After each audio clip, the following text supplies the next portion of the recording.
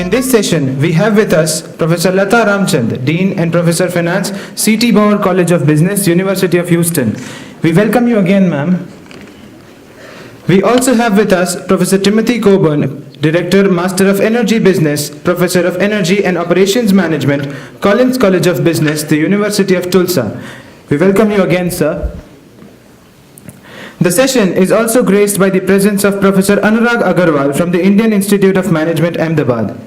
Professor Agarwal's teaching and research interests include business dispute resolution, primarily arbitration, corporate governance, business, leadership and law, intellectual property, law, strategy and business, and the relationship between business, government and law.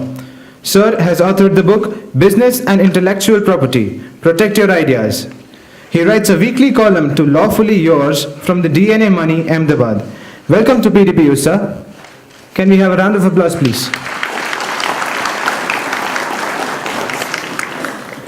Also gracing the session is Dr. T. Harinarayan, Director, Jermi RIIC. Dr. T. Harinarayan is the Director of the Gujarat Energy Research and Management Institute, Research, Innovation and Incubation Center, Gandhinagar, Gujarat. He holds 2 doctoral degrees in the field of electromagnetics, one from the Edinburgh University, UK, and the other from Indian School of Mines, Dhanbad. Dr. T. Harinarayan is a member of the Russian Academy of Natural Sciences, Moscow. He has received the National Mineral Award 1991, the Andhra Pradesh Scientist Award 2008. Welcome to PDPU, sir. We are privileged to have with us Sri Vasant Agrawal, Managing Director, Ecomax. Sir has been in the energy conservation business for almost 35 years. He holds a master's degree in systems engineering from the University of California at Los Angeles and a bachelor's degree in chemical engineering. After spending almost a decade with Ernst & Young as a senior management consultant in their environmental practice, he established the most modern solar manufacturing company in Los Angeles in 1980. Since then, he has been involved in all aspects of renewable energy, energy conservation, wind energy, and of course, solar. He has returned permanently to India to work with public and private enterprises to share his knowledge and experience in order to help the needy and underserved people of this country. We are happy to have you, sir. We also have with us Dr. Biswajit Chakrabarti, Principal Consultant, Tara Consultancy Services.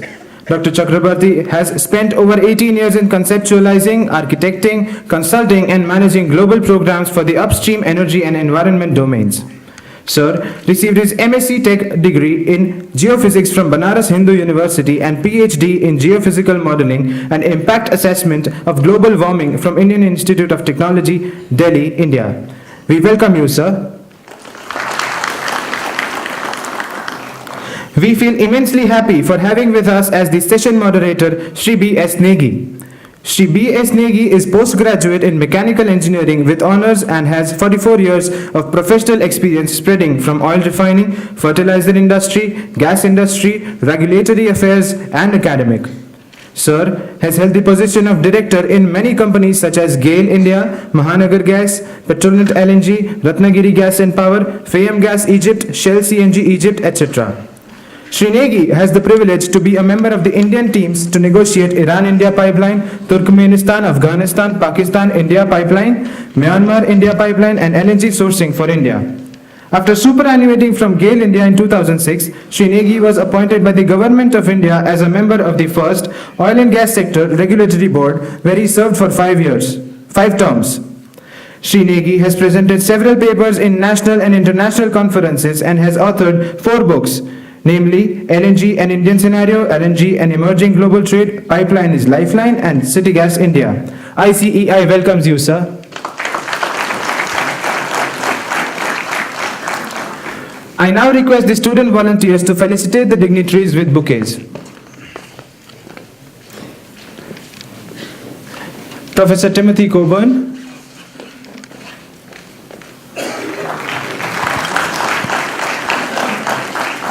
Professor Lata Ramchand,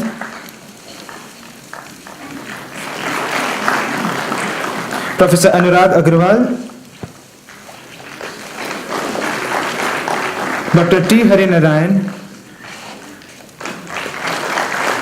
Shri Vasant Agrawal, Dr. Biswajit Chakraborty, and Shri B.S. Negi. We are thankful to all the dignitaries for sparing their valuable time and giving us this lifetime opportunity of witnessing an intelligentsia of the Energy and Infrastructure Society under one roof. Allow me to invite Professor Pramod Paliwal, Dean, School of Petroleum Management, to tell us the major objectives of this plenary session.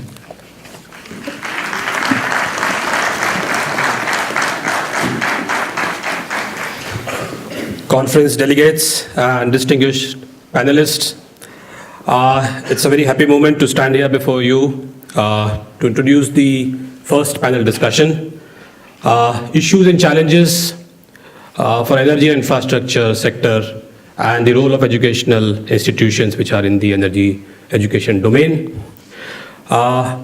In the inaugural session, the speakers did give you an idea about the role of various stakeholders towards addressing the challenges for energy sector in India and internationally.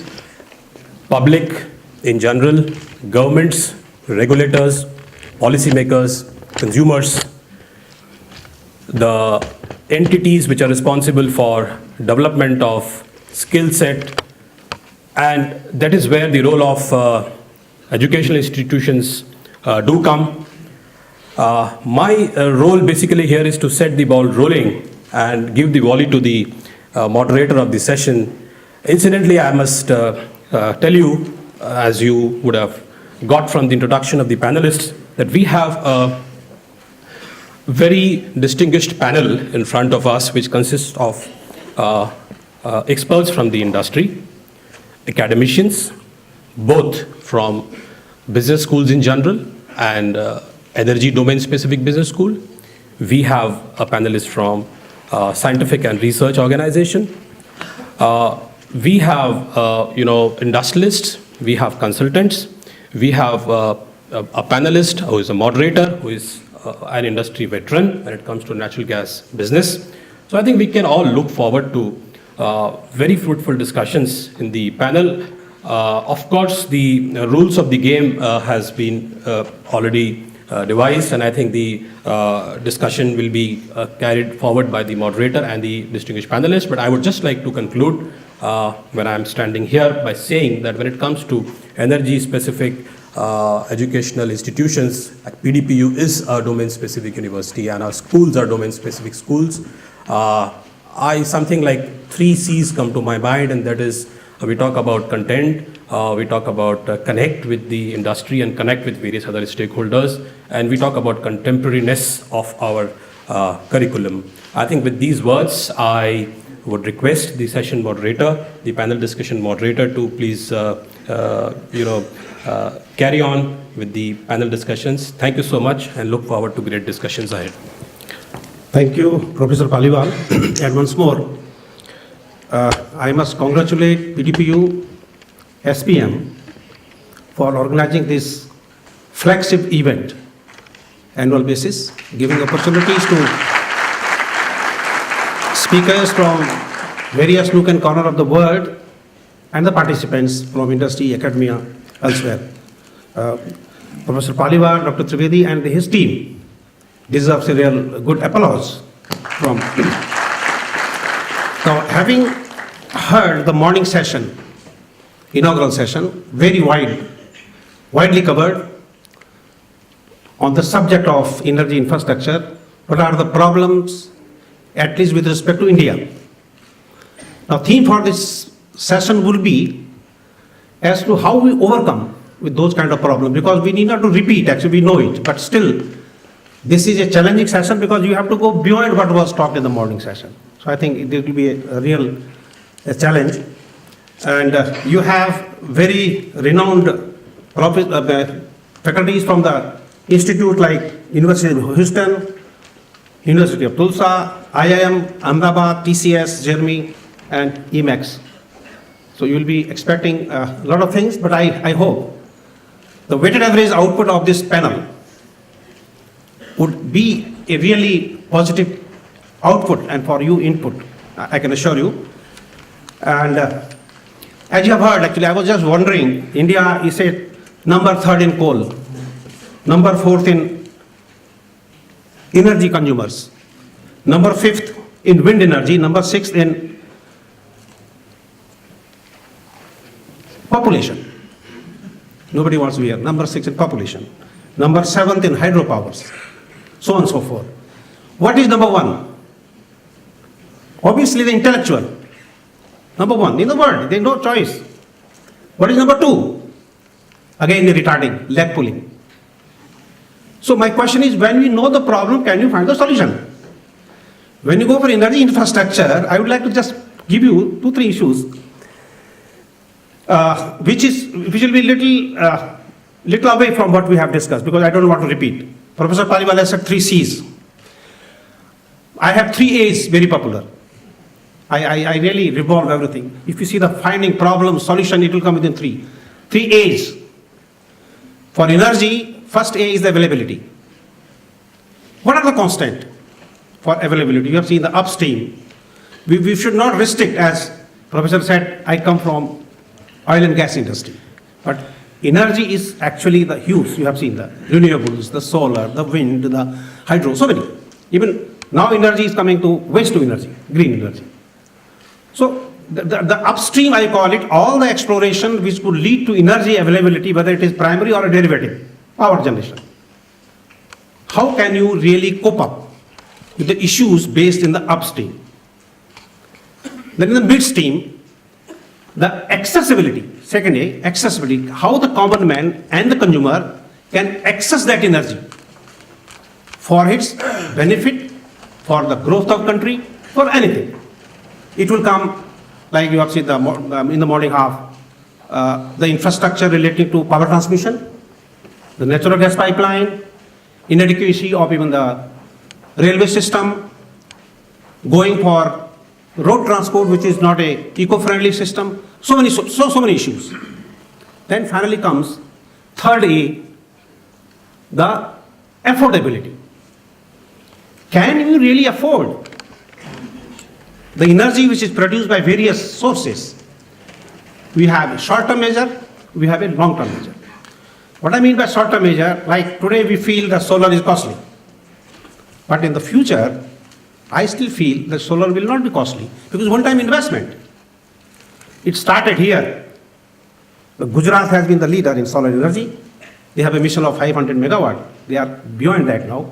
It started 14 rupees per unit. Now it has come almost 7 to 8.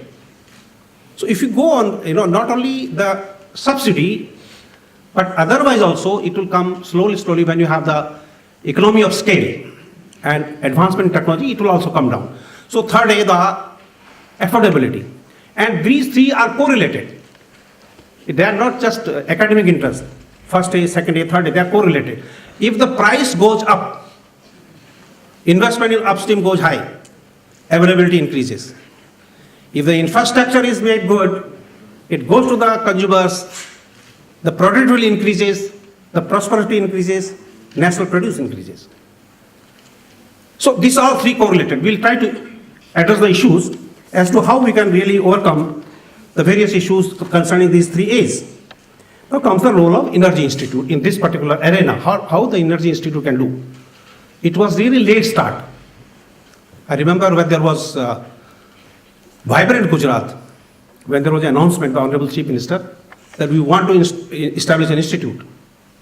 This institute today, which is flourishing. We have hardly 4 now today. We can call it Energy Institute, or maybe a little more, which I don't have that kind of output knowledge. You have your UPS, PDPU, UPS, then you have got ISM, then you have got Rajiv Gandhi Institute in Raebareli. They are the premier energy-focused institute. How can do? I have been telling several times that we must have an interactive approach. This kind of conferences, this kind of speeches, this kind of question-answer session which you will be following will give you interaction with the industry in respect of many issues which industry is facing or consumer are facing. Interactive approach. Then take input from these interaction, embed them in your curriculum as to how to resolve. It will give you biggest opportunity. You modify your courses or add on some new courses. Then another source could be interact with your alumni. They are placed in various institutions, they know what is the problem going on, and it will be easiest way because they will be discussing informally. Or Indian diaspora, or interactive, like you have the association with the universities. Based on this, you pre-clear a capacity building, which is now the demand of the day. One section says there is a dearth of job. Another section says a dearth of manpower. Because you don't get the befitting people. Today, you have an ambitions to go for MNC job, to go for high-paying job, but the growth of intellect, the growth of input and the basic knowledge is lacking. I'm sorry to say, but this criticism should be taken positive and improve. Fundamentals are lacking. That is what you have to have. Capacity building, I'll call it qualitative, which will also come from the R&D projects pursued within the institutions. And second, quantitative. We need people who want to work at the bottom level. May not be from universities, they could be from IITs, ITIs. Those kind of capacity building also required because you have to have a integrated development of the country. For that, it is not necessary that we get toppers. We need that kind of, I'll call it a qualitative capacity building to be held by the institutions.